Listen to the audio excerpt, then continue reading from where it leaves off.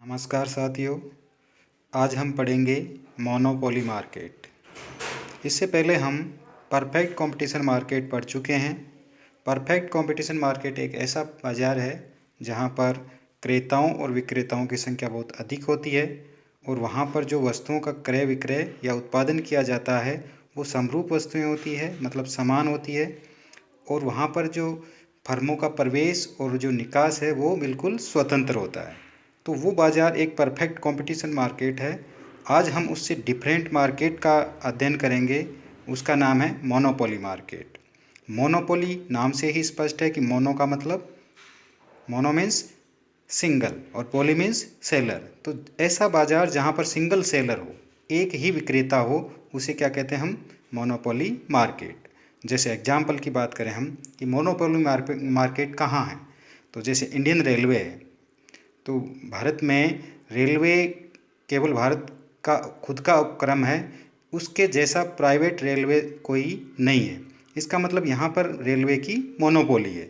Railway track पर भारत की जो रेल है वही चलाते हैं, कोई प्राइवेट कंपनी की रेलें नहीं चल रही है। इसका मतलब ट्रांसपोर्टेशन में इंडियन रेलवे का एकाधिकार है जो भारत के स्वयं के पास में है। जैसे इलेक्ट्रिसिटी बोर्ड है, तो इलेक्ट्रिसिटी बोर्ड को भी एक एकाधिकार होता है। जैसे वाटर सप्लाई है, तो वाटर सप्लाई करने वाली कंपनियों को या उनके जो बोर्डों को, उनको भी मोनोपोली रहती है। तो इस प्रकार कई सारी सिचुएशन में मोनोपोली हो सकती है। तो सबसे पहले हम इसका अर्थ पढ़ते हैं, इससे बाद में इसकी समझ में आएगी कि मोनोपोली मार्केट क्या होता है। तो सिंपल सी बात यह है कि मोनो मतलब सिंगल और पोली मतलब सेलर। तो वह बाज़ार जिसमें केवल एक ही विक्रेता होता है वो क्या कहलाता है? मोनोपोली बाज़ार कहलाता है, या एकाधिकार बाज़ार कहते हैं। एक का ही अधिकार होता है। तो इसकी डेफिनेशन पढ़ते हैं, पहले मीनिंग पढ़ते हैं कि वह बाजार स्थिति जिसमें एक फर्म ऐसी विशिष्ट वस्तु का उत्पादन करती है जिसकी निकट स्थानापन्न वस्तु बाजार में उपलब्ध नहीं होती तथा फर्मों के प्रवेश व निकास पर प्रतिबंध होता है, उसे एकाधिकार बाजार कहते हैं। तो तीन बातें हैं यहाँ पे। वह बाजार स्थिति जिसमें एक फर्म, मतलब एक ही फर्म होती है, एक ऐसी वस्तु का, एक ऐसी विशिष्ट वस्तु का उत्पादन करती है जिसकी बाजार में कोई निकट स्थानापन्न नहीं होती, परफेक्ट सब्स्टिट्यूट कोई बाजार में उपलब्ध नहीं होती, तथा नई फर्मों के प्रवेश पर पूर्णतया प्रतिबंध होता है। तो उस बाजार को क्या कहते हैं हम? मोनोपोली या एकाधिकार बाजार कहते हैं। जैसे मोनोपोली का हमने पहले बता दिया कि मोनो मीन्स सिंगल और पोली मीन्स सेलर। तो ये दो शब्दों से बना है ग्रीक भाषा के से। तो MONOS का मतलब है सिंगल, अकेला, और POLUS जो ग्रीक भाषा का अर्थ है सेलर। सेलर का मतलब विक्रेता। तो वह बाजार जिसमें सिंगल सेलर होता है वो मोनोपोली बाजार कहलाता है। मोनोपोली बाजार में वो ऐसी वस्तु का उत्पादन करता है जिसकी बाजार में निकट स्थानापन्न वस्तु नहीं पाई जाती और नई फर्मों के प्रवेश पर पूर्णतया प्रतिबंध होता है।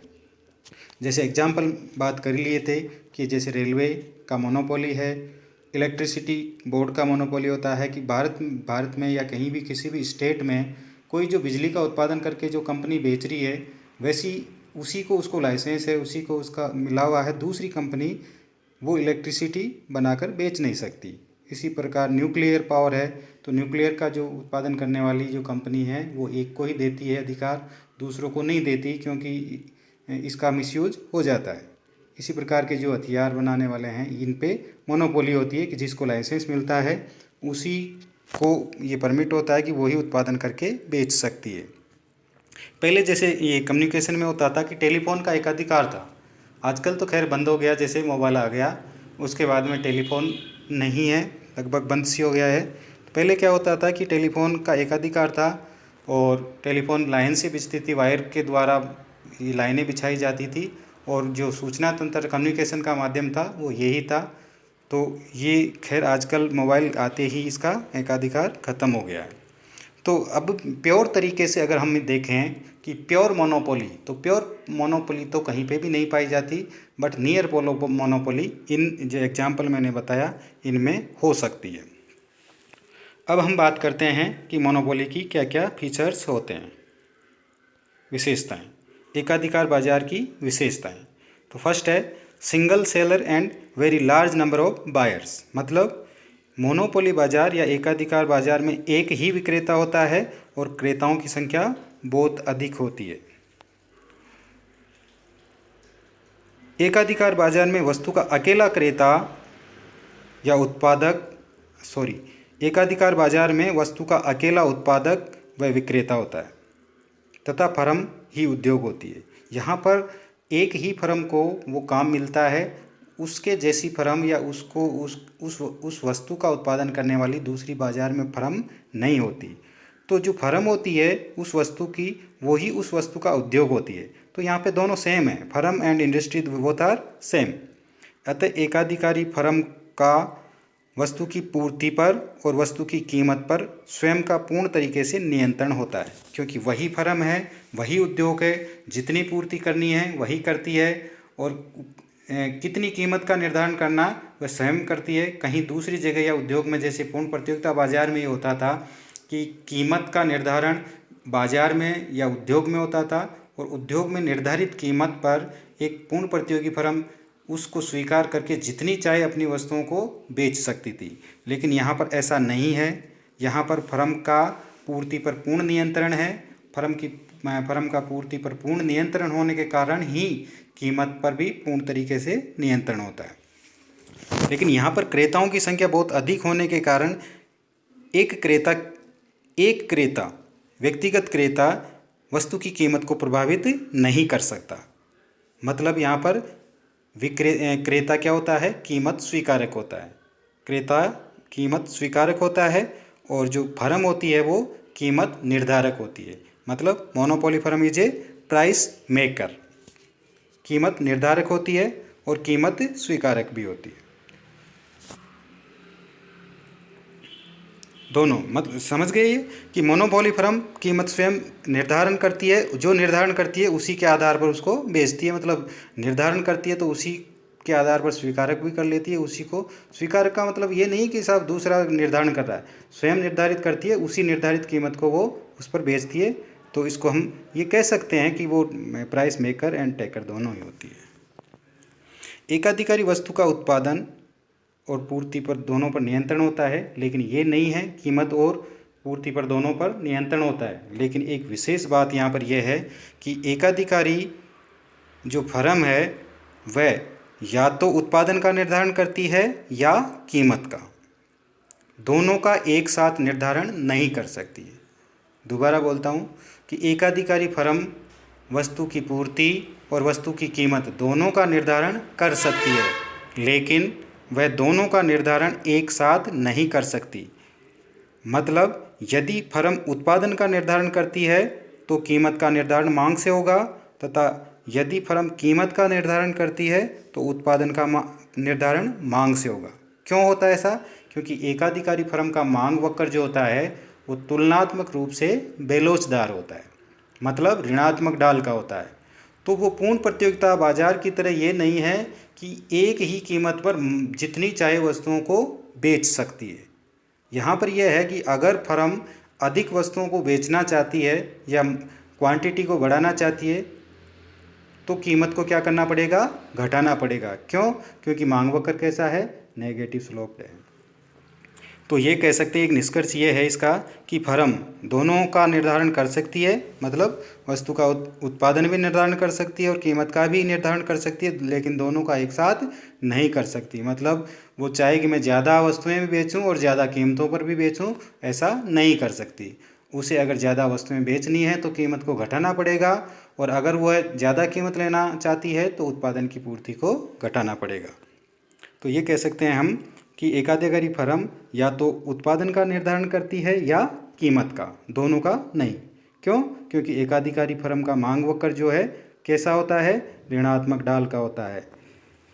अर्थात फर्म कीमत को घटाकर अतिरिक्त वस्तुओं को बेच सकती है, और अतिरिक्त वस्तुओं को ज़्यादा बेचना चाहेगी तो कीमत को घटाना पड़ेगा, और अगर वो कीमत ज़्यादा लेना चाहेगी तो उत्पादन की मात्रा को घटाना पड़ेगा। दोनों को वो मैक्सिमम या ज़्यादा नहीं कर सकती। दूसरी feature, second, no close substitute, यहाँ पर जो वस्तु का उत्पादन जो हो रहा है उसकी कोई बाज़ार में पूर्ण परफेक्ट सब्स्टिट्यूट नहीं होती। इस बाज़ार में किसी भी प्रकार की निकट स्थानापन्न वस्तुएं उपलब्ध नहीं होती। इसलिए एकाधिकारी फर्म का मांग वक्र ऋणात्मक या बेलोचदार होता है। ऋणात्मक ढाल का या तुलनात्मक रूप से बेलोचदार होता है। अतः एकाधिकारी उत्पादन घटाकर कीमत को बढ़ा सकता है। समझ गए यहाँ कि अगर वो उत्पादन को बढ़ाना चाहता है, उत्पादन की मात्रा को ज़्यादा बेचना चाहता है, तो उसे क्या करना पड़ेगा? कीमत को घटाना पड़ेगा। क्यों? क्योंकि मांग वक्र नेगेटिव स्लोप का होता है तथा कीमत को घटाकर उत्पादन की मात्रा को अधिक बेच सकता है। तो अगर वो उत्पादन की मात्रा को ज़्यादा बेचना चाहेगा तो प्राइस को क्या करना पड़ेगा? उसको कम करना पड़ेगा। तो दोनों में से वो या तो प्राइस को मेकर कर सकता है या क्वांटिटी को, दोनों को एक साथ नहीं कर सकता। ये हमने पहले भी बात कर ली। अब इसका डिमांड कर्व देखते हैं हम। जो मोनोपोली फर्म का जो डिमांड कर्व होता है वो नेगेटिवली स्लोप्ड होता है। और नेगेटिवली स्लोप्ड ऐसे है कि जैसे ये पॉइंट ऑफ ओरिजिन है, इधर क्वांटिटी लेते हैं और इधर प्राइस लेते हैं। ये एक फर्म का मांग वक्र है। ये नेगेटिवली स्लोप्ड फर्म का मांग वक्र है। यही मांग वक्र है और यही इसका AR वक्र है। AR वक्र और प्राइस भी है। तो मांग वक्र और AR वक्र दोनों ऋणात्मक ढाल का है, एक ही है। तो इसका हम समीकरण देखते हैं कि जो लीनियर इक्वेशन लेते हैं एक डिमांड की मांग वक्र का एक लीनियर इक्वेशन क्या है? P = A - BX। P ये एक कैसी इक्वेशन है? लीनियर रेखीय समीकरण है। क्यों? क्योंकि हमारी जो रेखा है, मांग वक्र है, वो सीधी ऋणात्मक ढाल वाली एक सीधी रेखा है। वो सीधी रेखा है, इसलिए ये क्या कहलाएगा? लीनियर इक्वेशन, रेखीय समीकरण। रेखीय समीकरण वो होता है जिसके चरों की घात क्या होती है? इकाई होती है। तो इसको अगर मांग वक्र का ढाल निकालें इस इक्वेशन से, तो हम क्या करेंगे? इसका क्या करेंगे? इसका स्लोप निकालेंगे। तो इसका क्या करेंगे? डिफरेंशिएट करेंगे। कैसे करेंगे differentiate? Differentiate price with respect to x। तो क्या आ गया? -b। तो -b क्या है? ये मांग वक्र का ढाल है। ये मांग वक्र का ढाल है। क्या है? -b। अब हम MR वक्र ज्ञात करना चाहेंगे और इसका ढाल ज्ञात करना चाहेंगे। तो MR वक्र ज्ञात करने के लिए पहले क्या निकालना पड़ेगा हमको? Total revenue. टोटल रेवेन्यू क्या होता है? प्राइस मल्टीप्लाई क्वांटिटी, प्राइस गुना x। तो क्या होगा? TR बराबर क्या होगा? P को x से गुणा करेंगे तो AX और BX स्क्वायर, AX और BX स्क्वायर। ये क्या हो गया हमारा? ये TR हो गया। कैसे निकाला? प्राइस को किससे गुणा कर दिया? x से गुणा कर दिया। अब हम इसका MR निकालना चाहेंगे तो MR कैसे निकालेंगे? इसका डिप्रेशिएट करेंगे। किसके रेस्पेक्ट में? x के रेस्पेक्ट में। तो marginal revenue equal to differentiate total revenue with respect to x equal to A। x का क्या हो जाएगा? A। और BX स्क्वायर का क्या होगा? -2BX। ये क्या आ गया हमारा? ये MR आ गया। अब क्या निकालेंगे हम? अब इसका स्लोप निकालेंगे। MR का स्लोप निकालने के लिए क्या करेंगे? MR का डिफरेंशिएट करेंगे, अवकलन करेंगे इसका। तो फर्स्ट डेरिवेटिव करेंगे तो DMR divide by DX equal to -b। इसका क्या हो गया? -b। तो AR का ढाल तो क्या है? -b। और MR का ढाल क्या हो गया? -2b।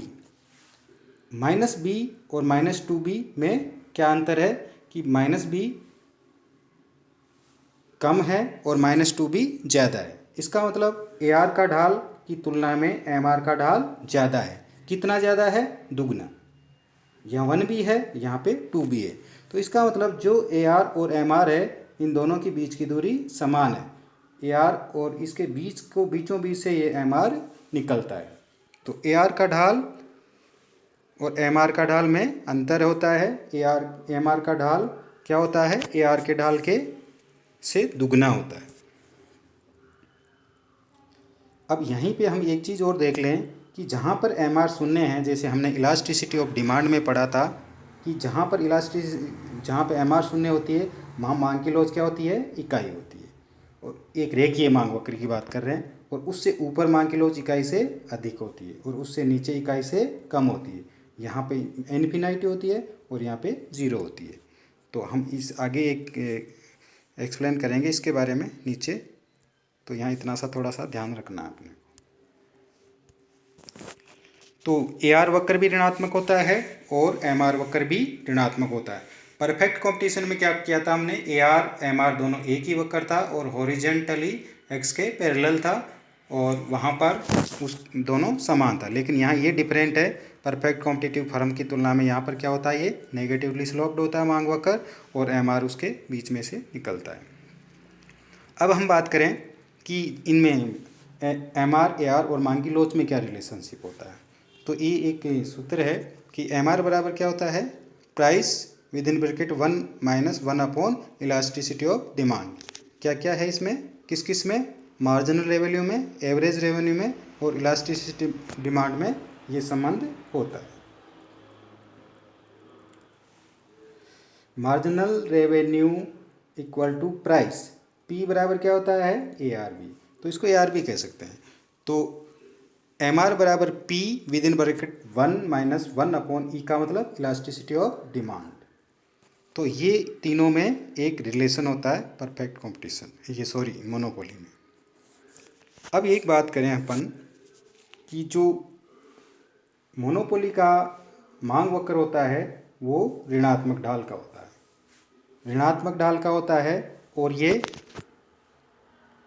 किस बिंदु पर उत्पादन करता है एक मोनोपोली, तो ये एक जहाँ पर MR ये काटता है वहाँ पर मांग की लोच क्या होती है, 1 होती है और इधर 1 से ज़्यादा होती है और इधर 1 से कम होती है। तो वो किस भाग में उत्पादन करता है, ये क्वेश्चन आ जाता है कभी कभी कि एक रेखीय मांग वक्र के किस भाग पर एक एकाधिकारी फर्म उत्पादन करता है या संतुलन उसका कहाँ होता है। क्या मांग की लोच 1 होती है वहाँ का होता है, क्या इससे इधर होता है या इससे इधर होता है। तो इसका जवाब यह है कि एक एकाधिकारी फर्म जो इकाई मांग की लोच 1 से अधिक जो होता है जहाँ पर, या लोचदार वाला जो भाग है मांग वक्र का, लोचदार वाला जो भाग है वहाँ पर उत्पादन करना पसंद करता है, वहाँ पर उसका संतुलन होता है। यहाँ जहाँ पर मांग की लोच इकाई होती है वहाँ पर उसका उत्पादन नहीं होता, या जहाँ पर मांग की लोच 1 से कम है, या यूँ कहें कि मांग वक्र बेलोचदार है, वहाँ पर एक एकाधिकारी फर्म का संतुलन नहीं होता। तो कहाँ होता है, जहाँ पर मांग वक्र लोचदार भाग का होता है। इसको पढ़ के मैं बताता हूँ कि एकाधिकारी फर्म मांग वक्र के बेलोचदार भाग, मतलब जहाँ पर मांग की लोच इकाई से कम होती है, उत्पादन नहीं करता।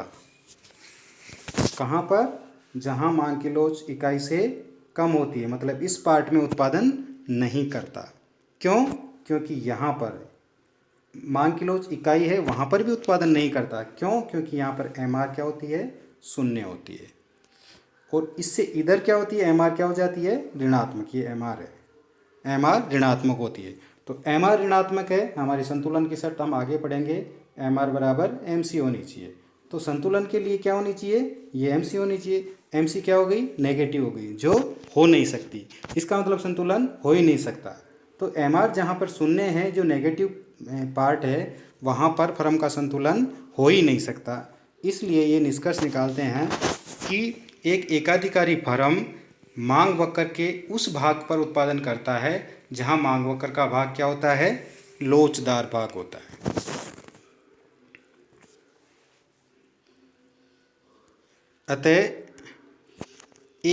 अतः एकाधिकारी फर्म मांग वक्र के लोचदार भाग में ही उत्पादन करता है जहां मांग की लोच इकाई से अधिक होती है। ये निष्कर्ष आपको ध्यान में रखना। तीसरी जो विशेषता है एकाधिकारी बाजार की वो ये है कि restriction of new firm entry. जैसे हमने परफेक्ट कंपटीशन में पढ़ा था कि वहाँ पर नई फर्मों का प्रवेश और निकास स्वतंत्र होता था दीर्घकाल में, लेकिन यहाँ पर दीर्घकाल में भी नई फर्मों के प्रवेश पर पूर्णतया प्रतिबंध होता है। इस बाज़ार में नई फर्मों के प्रवेश पर प्रतिबंध होते हैं, बाधाएं होती है, रुकावटें होती है, तथा जो एग्जिस्टिंग फर्म होती है वो भी अल्पकाल में बाजार को छोड़ नहीं सकती है। अतः दीर्घकाल में एक एकाधिकारी फर्म को हमेशा ही सुपर नॉर्मल प्रॉफिट या अधिसामान्य लाभ या क्या कहेंगे इसको एबनॉर्मल प्रॉफिट प्राप्त होता है। लेकिन अल्पकाल में एक एकाधिकारी फर्म को super normal profit, normal profit और लॉस, ये तीनों ही स्थितियों का सामना करना पड़ सकता है। अब दीर्घकाल में जो फर्मों के प्रवेश पर किस तरीके से रुकावटें होती है, क्या क्या किन किन तरीक़ों से प्रतिबंध लगा सकते हैं, जैसे लाइसेंस के द्वारा उन पे प्रतिबंध लगा दिया जाता है कि जिसको लाइसेंस मिला हुआ है वो ही उस वस्तु का उत्पादन करके बेचती है, दूसरी फर्म उसमें घुस नहीं सकती या जा नहीं सकती। दूसरा पेटेंट राइट है, जिसको पेटेंट राइट मिला हुआ है उस वस्तु का वही उत्पादन करके बेच सकती है, तो नई फर्म प्रवेश नहीं कर सकती क्योंकि उसके पास में पेटेंट राइट नहीं होते हैं। तीसरा है कि जो कच्चे माल पर एकाधिकार, कुछ फर्में जो उत्पादन कर रही है वो क्या करती है कि एकाधिकार कर लेती है पूरे के पूरे कच्चे माल पर एकाधिकार कर लेती है, तो नई फर्म आ ही नहीं सकती। क्यों? क्योंकि उनको कच्चा माल चाहिए। कच्चा माल कहाँ से आएगा? कच्चा माल ये देगी नहीं, और देगी नहीं तो वो उत्पादन कर नहीं सकती, तो वो उनका खुद का एकाधिकार बना रहता है। तो कच्चे माल पर एकाधिकार करके भी मोनोपोली दूसरी फर्मों पर प्रवेश पर प्रतिबंध हो जाता है। एक स्थिति ये भी आ सकती है कि एकाधिकारी की कीमत नीति होती है, जो प्राइस पॉलिसी होती है, वो भी उसके द्वारा भी वो अपनी मोनोपोली को कायम रख सकती है। कैसे? कि जैसे एक मोनोपोली प्लांट है, वो तो बहुत बड़ा स्तर पे पहले से कार्य कर रहा है और वो बड़े स्केल पे कार्य कर रहा है, तो उसकी बड़े पैमाने की बचतें मिलती है उसको, और जिसके कारण उसकी कॉस्ट कम आती है तो कम कीमत पर भी बेच सकता है। लेकिन अगर कोई नई फर्म उसमें जाकर वो उत्पादन करके बेचना चाहेगी तो उसकी कॉस्ट ज़्यादा आएगी, कीमत ज़्यादा रहेगी। तो कीमत ज़्यादा रहेगी तो मार्केट में उसकी कीमत ज़्यादा रहेगी, तो उसकी बिक्री होगी नहीं, तो वो बाज़ार में हानि करके वापस छोड़ के चली जाएगी। तो इस आधार पर भी एक जो मोनोपोली है वो अपनी दूसरी फर्मों को अंदर घुसने नहीं देती और टिकने नहीं देती। तो ये 3-4 तरीके हैं जिसके द्वारा फर्मों के प्रवेश पर पूर्णतया प्रतिबंध पाया जाता है। नेक्स्ट है प्राइस डिस्क्रिमिनेशन। एकाधिकार बाजार में कीमत विभेद पाया जाता है। प्राइस डिस्क्रिमिनेशन का मतलब कीमत विभेद। कीमत विभेद का मतलब होता है कि एक ही समान वस्तु की अलग अलग उपभोक्ताओं से अलग अलग कीमतें वसूल करना कीमत विभेद कहलाता है। एक ही वस्तु है, एक जैसी है बिल्कुल क्वालिटी में, सब में एक ही जगह एक ही समय पर अलग अलग उपभोक्ताओं से अलग अलग कीमतें वसूल करना क्या कहलाता है? कीमत विभेद कहलाता है। तो ये कौन कर सकता है? ये मोनोपोली ही कर सकता है, जिसके पास में एकाधिकारी फर्म है। जो एकाधिकारी फर्म है वो ही ऐसा कर सकती है। एकाधिकार बाजार में कीमत विभेद पाया जाता है। एकाधिकारी अपनी वस्तु को अलग अलग उपभोक्ताओं को से अलग अलग कीमतों पर बेच सकती है, तो उसे क्या कहते हैं? कीमत विभेद। कीमत विभेद की निम्न आधारों पर कर सकते हैं। जैसे कैसे करते हैं? उदाहरण जैसे 3-4 तरीके हैं इनको करने के। पहला है, जैसे कैसे करती है कीमत विभेद? पर्सनल प्राइस डिस्क्रिमिनेशन, व्यक्तिगत कीमत विभेद। जैसे रेलवे डिपार्टमेंट, रेलवे में आपने बैठा होगा कभी, तो उसमें वो रेल वही रेल है, वहीं से एक जगह से दूसरी जगह, जैसे जयपुर से दिल्ली जाना है, वही रेल है। उसमें फर्स्ट क्लास में अलग कीमत होती है, सेकंड क्लास में अलग कीमत होती है, और एसी क्लास में अलग होती है। तो ये एक ही रेल है, बट दूसरी ये भी है कि जैसे एक ही बोगी है, एक ही डिब्बा है, जैसे एसी में ही अलग अलग कीमतें होती है। कैसे? जैसे यंग जनरेशन के लोगों के लिए अलग होती है कीमतें, उसके टिकट की कीमत, और जो सीनियर सिटीजन होते हैं उनके लिए टिकट की प्राइस अलग होती है। तो ये क्या कहलाता है? ये पर्सनल प्राइस डिस्क्रिमिनेशन कहलाता है कि एक ही जगह बैठे हैं, एक सीट पे सीनियर सिटीजन बैठा है तो उसके टिकट की प्राइस कम है, और एक में यंग जनरेशन वाला बैठा तो उसके टिकट की प्राइस ज़्यादा है। तो ये क्या कहलाएगा? प्राइस डिस्क्रिमिनेशन, कीमत विभेद कहलाएगा। दूसरा है प्राइस डिस्क्रिमिनेशन, मतलब जगह के अनुसार। पैलेस का मतलब जगह के अनुसार कीमत विभेद। पहले हमने पढ़ा व्यक्तियों के अनुसार कि जैसे सीनियर सिटीजन के लिए अलग कीमत है और जो जवान लोगों के लिए अलग कीमत होती है। तो पहले प्राइस डिस्क्रिमिनेशन, जैसे इलेक्ट्रिसिटी चार्जेज होते हैं वो रूरल एरियाज़ में अलग होते हैं और अर्बन एरियाज़ में अलग होते हैं। अर्बन एरियाज़ में जो इलेक्ट्रिसिटी चार्ज है पर यूनिट चार्ज क्या होता है, ज़्यादा होता है, और रूरल एरियाज़ में या फार्मर एग्रीकल्चर के लिए कम होता है। किसानों के लिए कम होता है और उपभोक्ताओं के लिए ज़्यादा होता है। तो ये वही बिजली है, उसकी अलग अलग कीमतें ले रहे हैं, तो ये क्या कहलाता है, कीमत विभेद कहलाता है। कौन से बाज़ार में होता है ये एकाधिकार बाज़ार में ही हो सकता है, दूसरा बाज़ार नहीं कर सकता। परफेक्ट कंपटीशन में ऐसा नहीं हो सकता। यूजेज प्राइस डिस्क्रिमिनेशन, यूज के अनुसार, उपयोग के अनुसार भी कीमत विभेद होता है। जैसे बिजली कंपनियां क्या करती है, डोमेस्टिक चार्ज अलग रखती है, इलेक्ट्रिसिटी का डोमेस्टिक चार्ज अलग होता है और कॉमर्शियल चार्ज अलग होता है। व्यापारिक प्रतिष्ठानों में जो बिजली के यूनिट है उसकी चार्ज ज़्यादा होती है और उपभोक्ताओं को, जो घरेलू उपभोक्ताओं की बिजली की यूनिट की चार्ज कम होती है।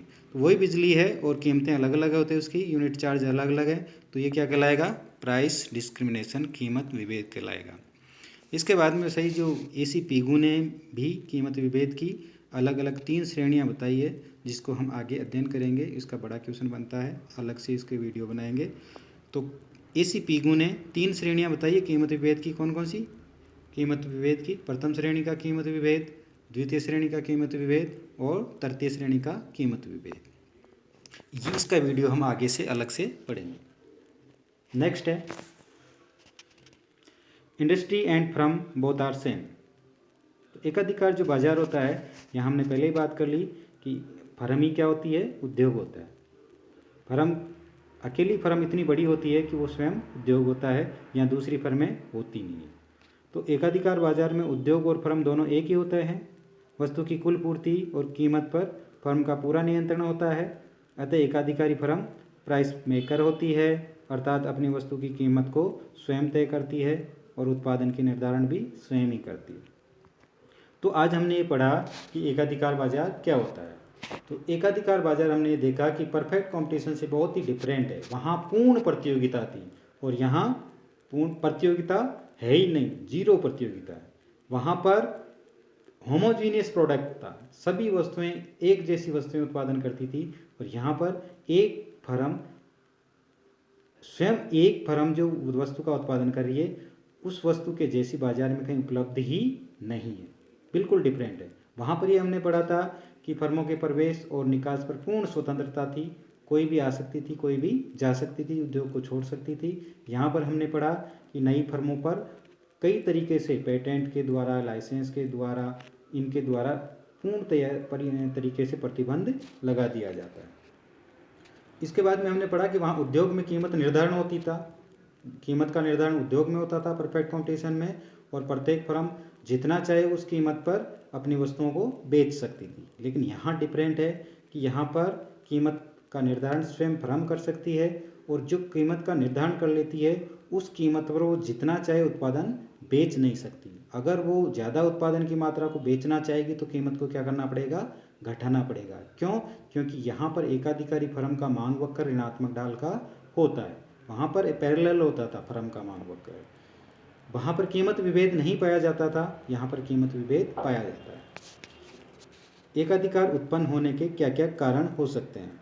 तो एक कच्चे माल का एकाधिकार, जैसे कच्चे माल पर हमने पहले किया कि एकाधिकार कैसे उत्पन्न हो सकता है कि कच्चे माल पर कोई न कोई फर्म एक बार एकाधिकार कर लेती है, तो कच्चे माल पर एकाधिकार के द्वारा, पेटेंट अधिकार के द्वारा, सरकारी लाइसेंस के द्वारा, पैमानों की बचतों के द्वारा, एग्जिस्टिंग फर्म की लिमिट प्राइसिंग थ्योरी के द्वारा भी एकाधिकार उत्पन्न होने के कारण है। तो ये आज हमने, कैसा लगा आपको वीडियो? अगर अच्छा लगा तो लाइक, शेयर और सब्सक्राइब करना।